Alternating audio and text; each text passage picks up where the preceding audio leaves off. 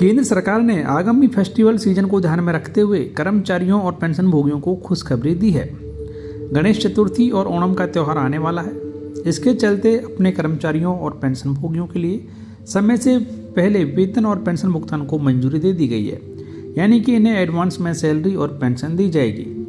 21 और 22 अगस्त 2025 को जारी वित्त मंत्रालय के कार्यालय ज्ञापन के मुताबिक महाराष्ट्र में डिफेंस, पोस्ट और टेलीकॉम सहित केंद्र सरकार के कर्मचारियों को अगस्त का वेतन 26 अगस्त 2025 मंगलवार को मिलेगा, यानी कि 27 अगस्त को गणेश चतुर्थी से पहले उनका वेतन उनके बैंक खाते में जमा कर दिया जाएगा। इसी तरह से केरल में 4 और 5 सितंबर 2025 तक ओणम का त्यौहार मनाया जाएगा, इसलिए इन्हें भी सैलरी और पेंशन का भुगतान 25 अगस्त 2025 सोमवार तक कर दिया जाएगा।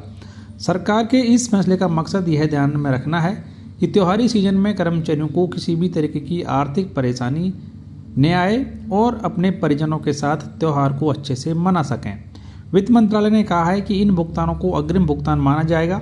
जारी किए गए वेतन, पेंशन और मजदूरी को अगस्त सितंबर 2025 के फाइनल सेटलमेंट में एडजस्ट किया जाएगा। सर्कुलर में कहा गया है कि इस प्रकार वितरित वेतन, मजदूरी, पेंशन को अग्रिम भुगतान माना जाएगा और प्रत्येक कर्मचारी और पेंशनभोगी के पूरे महीने के वेतन और पेंशन का निर्धारण होने के बाद समायोजन के अधीन होगा।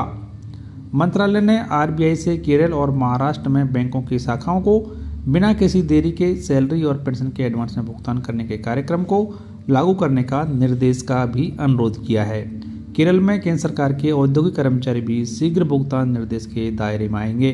तो ये एक बड़ा फैसला कि केरल और महाराष्ट्र में तैनात केंद्र सरकार के कर्मचारियों और पेंशनभोगियों को इस महीने की सैलरी और पेंशन का भुगतान एडवांस में किया जाएगा।